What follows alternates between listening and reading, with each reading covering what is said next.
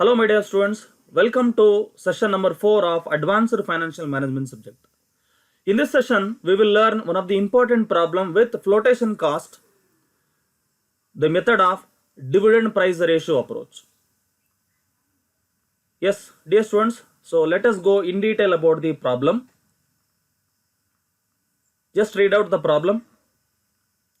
From the following information, determine the cost of equity. Here we have some sub points.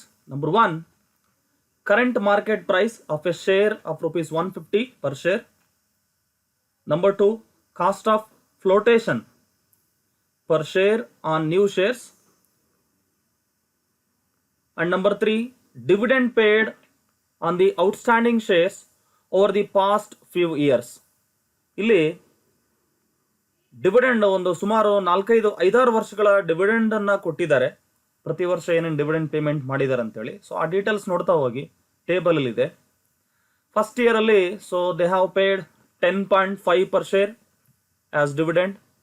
Second year, that is 11.02, and for third year 11.58, and fourth year 12.16 per share, and fifth year 12.76, and for the sixth year the dividend is 13.4 per share.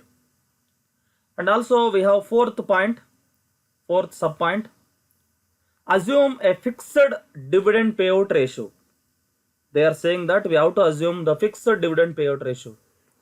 And number 5, expected dividend on the new shares at the end of the current year is rupees 14.1 per share.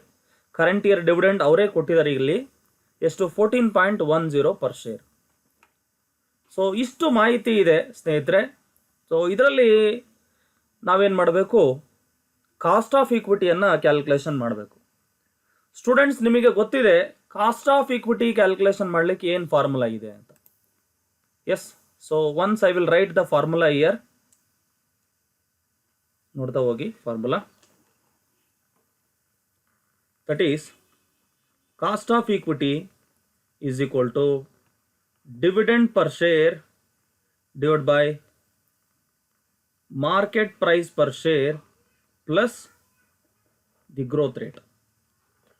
ಹಾಗೆ ಇನ್ನೊಂದು point ನೀವು ನೆನ್ಪಿಟ್ಕೋಬೇಕು my dear students. ಈ problem ಅಲ್ಲಿ flotation cost ಇದೆ ಅಲ್ವಾ. So flotation cost ಇರೋದ್ರಿಂದ formula ಏನಾಗುತ್ತೆ, ಒಂದು ಸ್ವಲ್ಪ ಚೇಂಜ್ ರಿವೈಸ್ ಆಗುತ್ತೆ. ಏನು ಅಂತಂದರೆ, ಈ ಫ್ಲೋಟೇಷನ್ ಕಾಸ್ಟಲ್ಲಿ ಮಾರ್ಕೆಟ್ ಪ್ರೈಸ್ ಪರ್ ಶೇರ್ ಏನು ಪಿ ವ್ಯಾಲ್ಯೂ ಇರುತ್ತಲ್ಲ, ಅದರಲ್ಲಿ ಫ್ಲೋಟೇಷನ್ ಕಾಸ್ಟನ್ನು ಮೈನಸ್ ಮಾಡಬೇಕು. ಸೊ ಫಾರ್ಮುಲಾ ಫರ್ದರ್ ಎಕ್ಸ್ಟೆಂಡ್ ಆಗ್ತಾ ಹೋಗುತ್ತೆ. ಪರ್ಸೆಂಟೇಜ್ ಇದ್ದರೆ ಏನು ಮಾಡ್ತೀವಿ, ಅದನ್ನು ಸಪ್ರೇಟ್ ಕ್ಯಾಲ್ಕುಲೇಷನ್ ಮಾಡ್ತೀವಿ. That is P into 1 - F ಅಂತ ನಾವು ತಗೋಬೇಕಾಗುತ್ತೆ. ಬಟ್ ಇಲ್ಲಿ ಅವರು ಪರ್ಸೆಂಟೇಜನ್ನು ಕೊಟ್ಟಿಲ್ಲ. ಫ್ಲೋಟೇಷನ್ ಕಾಸ್ಟ್ ಕೊಟ್ಟಿದ್ದಾರೆ, ಬಟ್ ಅದು ಪರ್ಸೆಂಟೇಜಲ್ಲಿ ಇಲ್ಲ. Particularly they have mentioned that is flotation cost is 3 rupees per share. ಒಂದು ಶೇರಿಗೆ 3 rupees ಫ್ಲೋಟೇಷನ್ ಕಾಸ್ಟ್. ಹಾಗಾಗಿ ಇಲ್ಲಿ ಒಂದು ಪರ್ಟಿಕ್ಯುಲರ್ ಶೇರ್ಸ್ನ ಮಾರ್ಕೆಟ್ ಪ್ರೈಸ್ ಎಷ್ಟಿದೆ, 150 rupees ಇದೆ. ಸೊ 150 rupees ಅಲ್ಲಿ ಪ್ರತಿ ಶೇರಿಗೆ ನಾವು 3 rupees ಫ್ಲೋಟೇಷನ್ ಕಾಸ್ಟ್ ಅಂತ ತೆಗಿಬೇಕು. Maintenance cost. It is one type of maintenance cost from the stock exchange, so that the net price of market price per share net value ಎಷ್ಟು ಇರುತ್ತೆ, 147 rupees ಇರುತ್ತೆ. So ಹಾಗಾಗಿ ನಾವೇನು ಮಾಡಬೇಕು, ಈ ಪ್ರಾಬ್ಲಮ್ ಅಲ್ಲಿ ಕ್ಯಾಲ್ಕುಲೇಷನ್ ಮಾಡುವಾಗ ಒಂದಷ್ಟು ವ್ಯಾಲ್ಯೂ ಸಬ್ಸ್ಟಿಟ್ಯೂಟ್ ಮಾಡ್ತಾ ಬನ್ನಿ. Cost of equity find out ಮಾಡಬೇಕು, ಆ ವ್ಯಾಲ್ಯೂ ನಮಗೆ ಗೊತ್ತಿಲ್ಲ. ಹಾಗೆ ಡಿವಿಡೆಂಡ್ ಇದೆ, ಯಾವಾಗಲೂ ಕೂಡ ಕರೆಂಟ್ ಇಯರ್ ಡಿವಿಡೆಂಡ್, ಈಗ ಎಷ್ಟು ಡಿವಿಡೆಂಡ್ ಪೇಮೆಂಟ್ ಮಾಡ್ತಾ ಇದ್ದಾರೆ ಅದನ್ನು ತಗೋಬೇಕಾಗುತ್ತೆ.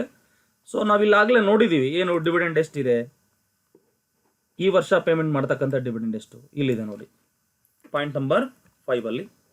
That is 14.10 per share. 14.10 per share. 14.10 per share ಅಲ್ವಾ. ಹಾಗೆ ಗ್ರೋತ್ ರೇಟ್ ನೋಡ್ತಾ ಹೋಗಿ. ಎಲ್ಲಿದೆ ಗ್ರೋತ್ ರೇಟ್? ಈ ಪ್ರಾಬ್ಲಮ್ ಅಲ್ಲಿ ನಾವು ಒಟ್ಟಾರೆ 5 ಪಾಯಿಂಟನ್ನು ನಾವು ನೋಡ್ಬೋದು ಇಲ್ಲಿ ಅಲ್ವಾ. ದೇರ್ ಆರ್ 5 ಪಾಯಿಂಟ್ಸ್, ಬಟ್ ಈ 5 ಪಾಯಿಂಟಲ್ಲೂ ಕೂಡ ಗ್ರೋತ್ ರೇಟ್ ಇಲ್ಲ ಅಲ್ವಾ. ಸೊ ಗ್ರೋತ್ ರೇಟ್ ಇಲ್ದಿರುವಾಗ ಹೇಗೆ ಕ್ಯಾಲ್ಕುಲೇಷನ್ ಮಾಡೋದು ಅಂತ ನಾವು ನೋಡ್ತಾ ಹೋದ್ರೆ ಇಲ್ಲಿ ನಿಮಗೊಂದು ಹಿಂಟ್ ಇದೆ. ಏನಪ್ಪ ಅಂತಂದ್ರೆ ನೋಡಿ, ಇಲ್ಲಿ ಡಿವಿಡೆಂಡ್ಸ್ ಅನ್ನ ಕೊಟ್ಟಿದ್ದಾರೆ. ಪ್ರತಿ ವರ್ಷ ಒಂದು 6 ವರ್ಷದ ಡಿವಿಡೆಂಡ್ಸ್ ಅನ್ನ ಕೊಟ್ಟಿದ್ದಾರೆ ಅಲ್ವಾ. ಈ 6 ಇಯರ್ ಡಿವಿಡೆಂಡ್ಸ್ ಅಲ್ಲಿ ಏನೇನು ಇಯರ್ ಬೈ ಇಯರ್ ಎಷ್ಟು ಇಂಪ್ರೂವ್ಮೆಂಟ್ ಆಗ್ತಾ ಇದೆ ಅಂತ ನಾವು ಅಬ್ಸರ್ವ್ ಮಾಡಬೇಕು. ಓಕೆ, ಅಂದ್ರೆ ಟ್ರೆಂಡ್ ಪ್ರೊಜೆಕ್ಷನ್ ನಾವು ಮಾಡಬೇಕಾಗುತ್ತೆ. ಆ ಟ್ರೆಂಡ್ ಏನು ಚೇಂಜ್ ಆಗ್ತಾ ಇದೆ ಅದನ್ನ ನೋಡ್ತಾ ಹೋಗ್ಬೇಕು. ಸೊ ಅದನ್ನ ನೋಡ್ತಾ ಹೋದ್ವೆ ನಾವೇನ್ ಮಾಡ್ಬೋದು, ಗ್ರೋತ್ ರೇಟ್ ಅನ್ನ ಫೈಂಡ್ ಔಟ್ ಮಾಡ್ಬೋದು. Okay, so let us see growth rate ಎಷ್ಟಿದೆ. ಫಸ್ಟ್ ಇಯರ್ ನೋಡಿ ಎಷ್ಟು ಡಿವಿಡೆಂಡ್ ಪೇಮೆಂಟ್ ಮಾಡಿದಾರಪ್ಪ ಫಸ್ಟ್ ಇಯರ್ ನಾವು ನೋಡ್ತಾ ಹೋಗ್ಬೋದಲ್ಲಿ. ದಟ್ ಈಸ್ ಫಸ್ಟ್ ಇಯರ್, ಈ ಡಾಟಾನ ಇಲ್ಲಿ ಬರೀತಾ ಹೋಗೋಣ. 10.50 ಪರ್ ಶೇರ್ ಪೇಮೆಂಟ್ ಮಾಡಿದ್ದಾರೆ ಅಲ್ವಾ. ಹಾಗೆ ಸೆಕೆಂಡ್ ಇಯರ್ ಎಷ್ಟು, 11.02. Then third year 11.58. Fourth year the dividend was 12.16 and fifth year 12.76 and for the sixth year it was 13.40 per share. Right, ಇಲ್ಲಿ ನಾವು ಒಂದು ಅಬ್ಸರ್ವ್ ಮಾಡ್ಬೋದು, ಏನು year by year dividend change ಆಗ್ತಾ ಇದೆ ನೋಡಿ. First year 10.50 per share payment ಮಾಡಿದ್ರು, second year 11.02 payment ಮಾಡ್ತಾ ಇದ್ದಾರೆ. ಹಾಗಾದ್ರೆ ಇಲ್ಲಿ ಎಷ್ಟು ಚೇಂಜ್ ಆಯ್ತು, ಎಷ್ಟು ಇನ್ಕ್ರೀಸ್ ಆಯ್ತು ಡಿವಿಡೆಂಡ್ ಅಲ್ಲಿ ಅಂತ ನೋಡಿದ್ರೆ, ಸೊ ನಾವು ಕ್ಯಾಲ್ಕುಲೇಷನ್ ಮಾಡಬಹುದು. 0.52 ಪರ್ ಶೇರ್ ಇನ್ಕ್ರೀಸ್ ಆಗಿದೆ. ಹಾಗೆ ಸೆಕೆಂಡ್ ಇಯರ್ ಇಂದ ಥರ್ಡ್ ಇಯರ್ಗೆ ಎಷ್ಟು ಚೇಂಜ್ ಆಯಿತು, ಸೆಕೆಂಡ್ ಇಯರ್ ಅಲ್ಲಿ 11.02 ಪೇಮೆಂಟ್ ಮಾಡಿದ್ರು, ಬಟ್ ಥರ್ಡ್ ಇಯರ್ ಅಲ್ಲಿ 11.58. ಸೊ ಇಲ್ಲಿ ಎಷ್ಟು ಇನ್ಕ್ರೀಸ್ ಆಯ್ತಪ್ಪ ಅಂತಂದ್ರೆ 0.56 ಚೇಂಜ್ ಆಗಿದೆ. 11.58 ಮೈನಸ್ 11.02 ಹಾಗೆ 11.02 ಮೈನಸ್ 10.5 ಈ ತರ ಕ್ಯಾಲ್ಕುಲೇಷನ್ ಮಾಡ್ತಾ ಬರಬೇಕು. Okay, so then third year ಇಂದ ಫೋರ್ತ್ ಇಯರ್ಗೆ ಏನು ಚೇಂಜ್ ಆಯಿತು, 12.16 ಮೈನಸ್ 11.58. ಸೊ ದಟ್ ಈಸ್ 0.58 ಅಷ್ಟು ಇನ್ಕ್ರೀಸ್ ಆಗಿದೆ ಡಿವಿಡೆಂಡ್ ಅಲ್ಲಿ. ಹಾಗೆ ಫೋರ್ತ್ ಇಯರ್ ಇಂದ ಫಿಫ್ತ್ ಇಯರ್ಗೆ ಎಷ್ಟು ಚೇಂಜ್ ಆಗಿದೆ, 12.76 ಮೈನಸ್ 12.16. So that is 0.60. ಹಾಗೆ ಫಿಫ್ತ್ ಇಯರ್ ಇಂದ ಸಿಕ್ಸ್ತ್ ಇಯರ್ಗೆ ಎಷ್ಟು ಡಿವಿಡೆಂಡ್ ಇನ್ಕ್ರಿಮೆಂಟ್ ಆಗಿದೆ ನೋಡಿ, 13.40 ಮೈನಸ್ 12.76 ಎಷ್ಟು, 0.64. ಇಷ್ಟು ಡಿವಿಡೆಂಡ್ ಇನ್ಕ್ರೀಸ್ ಆಗ್ತಾ ಇದೆ ಇಯರ್ ಬೈ ಇಯರ್ ಅಲ್ವಾ. ಸೊ ಪ್ರತಿ ವರ್ಷ ಕಾನ್ಸ್ಟಂಟ್ ಆಗಿ ಎಷ್ಟು ಚೇಂಜ್ ಆಗ್ತಾ ಇದೆ. ಇದನ್ನ ನಾವು ಪರ್ಸೆಂಟೇಜ್ಗೆ ಕನ್ವರ್ಟ್ ಮಾಡ್ತಾ ಹೋದ್ರೆ ನೋಡಿ, ಫಸ್ಟ್ ಇಯರ್ ನಾವು ನೋಡ್ತಾ ಹೋಗೋಣ. ಎಷ್ಟಪ್ಪ ಇನ್ಕ್ರೀಸ್ ಆಗಿದೆ, 0.52. ಹಾಗಾದ್ರೆ ಫಸ್ಟ್ ಇಯರ್ ಅಲ್ಲಿ ಡಿವಿಡೆಂಡ್ ಆದ್ರೆ ವೆರಿ ಫಸ್ಟ್ ಇಯರ್ ಅಲ್ಲಿ ಎಷ್ಟು ಡಿವಿಡೆಂಡ್ ಪೇಮೆಂಟ್ ಮಾಡಿದ್ರು, ದಟ್ ಈಸ್ 10.50 ಇಂಟು 100 ಮಾಡ್ತಾ ಹೋಗಿ. ಸೊ ನಿಮಗೆ ಏನು ಗ್ರೋತ್ ರೇಟ್ ಗೊತ್ತಾಗ್ತಾ ಹೋಗುತ್ತೆ. ಓಕೆ, ಸೊ ನೋಡಿ ಇದನ್ನು ನಾವು ಕ್ಯಾಲ್ಕುಲೇಷನ್ ಮಾಡಿದ್ರೆ 4.9 ಸಮಥಿಂಗ್ ಅಂದರೆ ಅಪ್ರಾಕ್ಸಿಮೇಟ್ಲಿ 5% ಇದೆ. ನೀವು ಕ್ಯಾಲ್ಕುಲೇಷನ್ ಮಾಡಿ ಬೇಕಾದರೆ 4.952 ಬರುತ್ತೆ ಅಲ್ವಾ. ಅದೇ ಥರ ಸೆಕೆಂಡ್ ಇಯರ್ ನೋಡಿ 0.56 ಏನು ಇನ್ಕ್ರೀಸ್ ಆಗಿತ್ತು. ಸೆಕೆಂಡ್ ಇಯರ್ ಎಷ್ಟು ಡಿವಿಡೆಂಡ್ ಪೇಮೆಂಟ್ ಮಾಡಬೇಕಾಗಿತ್ತು, 11 ಎಷ್ಟು ಕೊಟ್ಟಿದ್ರು, 11.02 ಇಂಟು 100 ಮಾಡಿ. ಸೊ ಇದು ಕೂಡ ನಿಮಗೆ 5% ಬರುತ್ತೆ. ಸೊ ಈ ಥರ ಪ್ರತಿ ವರ್ಷ, ಇನ್ನು ಲಾಸ್ಟ್ ಇಯರ್ ಒಂದ್ಸಲ ಅದೇ ಚೆಕ್ ಮಾಡಿಬಿಡಿ, ಲಾಸ್ಟ್ 6th ಇಯರಲ್ಲಿ ಕೂಡ ಚೆಕ್ ಮಾಡಿ. 0.64 ಎಕ್ಸ್ಟ್ರಾ ಇಂಕ್ರಿಮೆಂಟ್ ಆಗಿದೆ ಡಿವಿಡೆಂಡಲ್ಲಿ. ಅದ್ರ ಹಿಂದಿನ ವರ್ಷ ಎಷ್ಟು ಕೊಟ್ಟಿದ್ರಪ್ಪ ಅಂತಂದರೆ 12.76 ಕೊಟ್ಟಿದ್ರು ಪೇಮೆಂಟ್ ಅಲ್ವಾ, ಡಿವಿಡೆಂಡ್ ಪೇಮೆಂಟ್ ಇಂಟು 100 ಮಾಡಿ. ಇಲ್ಲೂ ಕೂಡ ನಿಮಗೆ ಅಪ್ರಾಕ್ಸಿಮೇಟ್ಲಿ 5% ಬರುತ್ತೆ ರೌಂಡ್ ಆಫ್ ಮಾಡಿದ್ರೆ. ಓಕೆ, ಸೊ ದಾಟ್ ಇಲ್ಲಿ ಗ್ರೋತ್ ರೇಟ್ ಎಷ್ಟಿದೆ, ನಾವು ಈ ಪ್ರೋಗ್ರೆಸ್ಸನ್ನು ನೋಡ್ತಾ ಹೋದರೆ ಗ್ರೋತ್ ರೇಟ್ ಎಷ್ಟಿದೆಯಪ್ಪ ಅಂತ ನಾವು ನೋಡ್ತಾ ಹೋದರೆ ಗೊತ್ತಾಗುತ್ತೆ ಕ್ಲಿಯರ್ ಆಗಿ. So here the growth rate is clearly 5%. Okay, so growth rate 5% ಇದೆ. So then again come back to the formula. Cost of equity is equal to dividend per share divided by market price per share plus growth rate. So ಎಲ್ಲ variables value ನಮಗೆ ಗೊತ್ತಾಗಿದೆ ಅಲ್ವಾ. ಈಗ ನಾವೇನು ಮಾಡ್ಬೋದು, ಫಾರ್ಮುಲಾದಲ್ಲಿ ಆ ವ್ಯಾಲ್ಯೂಸನ್ನು substitute ಮಾಡ್ತಾ ಬನ್ನಿ. Very simple. Once again, I will write the formula here.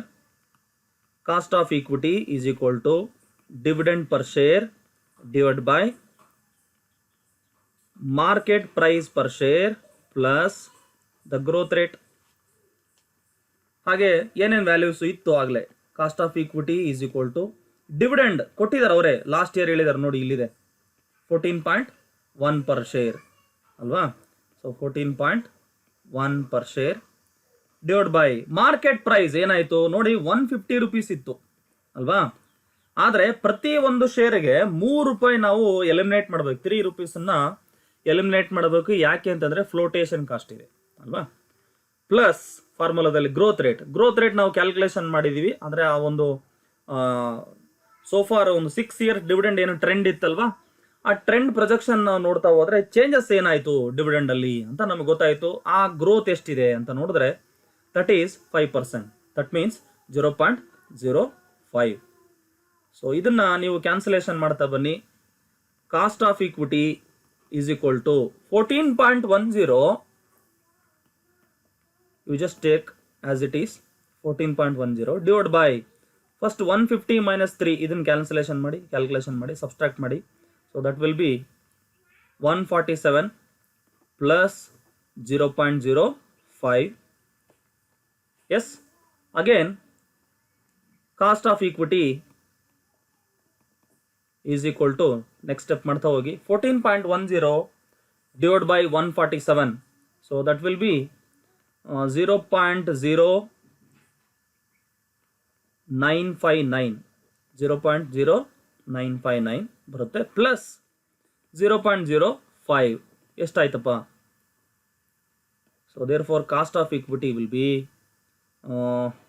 0.0959 plus 0.05. so this is 0.1459 ಆಗುತ್ತೆ. ಓಕೆ, 1459. ಆರ್ ಇದನ್ನ ಪರ್ಸೆಂಟೇಜ್ ಮಾಡಿಕೊಂಡ್ರೆ multiply by 100. So you will get 14.59 or 14.60%. Round up ಮಾಡಿದ್ರೆ ನಾವು 14.60% ಬರುತ್ತೆ. Okay, so this is how we have to calculate the cost of equity when there are flotation costs, some flotation costs which are associated with the management of equity shares, and also when there are no growth rate, when there is no growth rate given in the problem. So we have to assume a fixed rate of dividend payout ratio as they have given in the problem in the 4th point. Yes, and again, so based on the dividends paid so far 6 years, we have to take the trend projection. That means the trend of increment in the dividend, that is approximately 5%. Okay, so therefore by taking growth rate of 5%, so we have to solve the problem like this. Okay my dear students, this is how we have to solve the problem. Once ನೀವು ಕೂಡ ಈ ಪ್ರಾಬ್ಲಮನ್ನು try ಮಾಡಿ solve ಮಾಡಿ practice ಮಾಡಿ ನೋಡಿ. ಕೇವಲ videos ನೋಡ್ತಾ ಹೋದರೆ ನೀವು ಪ್ರಾಬ್ಲಮ್ಸನ್ನು ಕಲಿಯಲ್ಲ, ಬದಲಾಗಿ ಏನು ಪ್ರಾಬ್ಲಮ್ ಸಾಲ್ವ್ ಮಾಡಿದ್ದೀವಿ ಆ ಪ್ರಾಬ್ಲಮನ್ನು ನೀವು ಕೂಡ ಏನು ಮಾಡ್ತಾ ಹೋಗಬೇಕು, ಸಾಲ್ವ್ ಮಾಡ್ತಾ ಹೋಗಬೇಕು. ಓಕೆ, ಪ್ರಾಕ್ಟೀಸ್ ಮಾಡ್ತಾ ಇರಬೇಕು. So that you will get it 100%. Yes, thank you my dear students. Have a nice time.